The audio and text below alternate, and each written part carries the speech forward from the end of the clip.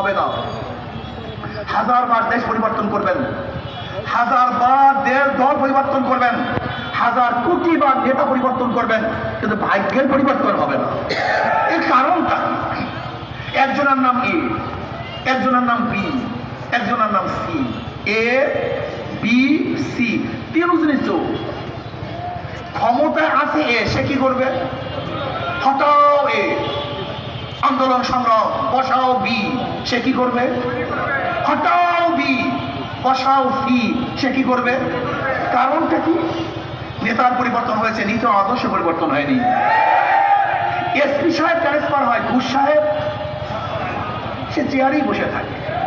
OC সাহেব পরিবর্তন হয়, দুর্নীতি সাহেব সেই রুমের মধ্যেই ঘুরতে থাকে।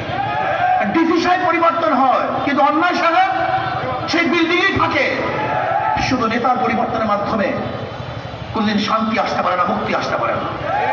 তেঁতুল গাছ লাগিয়ে আমের আশা করা যায় না, চুকা গাছে কোনদিন মিষ্টি ফল ধরে না। যারা দুর্নীতিবাজ, সন্ত্রাস, চাঁদাবাজ, যারা 2 নম্বর, তাদের মাধ্যমে দেশ কোনদিন 1 নম্বর হতে পারে না। দুর্নীতিবাজের মাধ্যমে কোনদিন দুর্নীতি বন্ধ হবে না, হতে পারে না। এর জন্য আমাদের শায়খ হোসেন বলেছেন, শুধু নেতা নয়, নীতির পরিবর্তন চাই। নীতির পরিবর্তন করতে হবে, আদর্শের পরিবর্তন করতে হবে। এতদিন চাঁদা দিয়েছে কেন্টু, এখন চাঁদা নাই কেন্টু। এতদিন রংবাজি বসে লালটু, এখন রংবাজি করে বল্টু। শুধু চেহারার পরিবর্তন হয়েছে, কিন্তু চাঁদার পরিবর্তন হয়নি। পাটা পুতায় ঘষাঘষি, মরিচের দফা শেষ। সিন্ডিকেট, 5 বছর তুমি খাও, 5 বছর আমি খাবো। 5 বছর তুমি চাঁদা তুলবা, 5 বছর আমি চাঁদা তুলবো না। এবার বাংলাদেশের মানুষ ঐক্য হয়েছে, সচেতন হয়েছে। বাংলাদেশের বুকে চাঁদাবাজদের ক্ষমতায় দিবে না ইনশাআল্লাহ।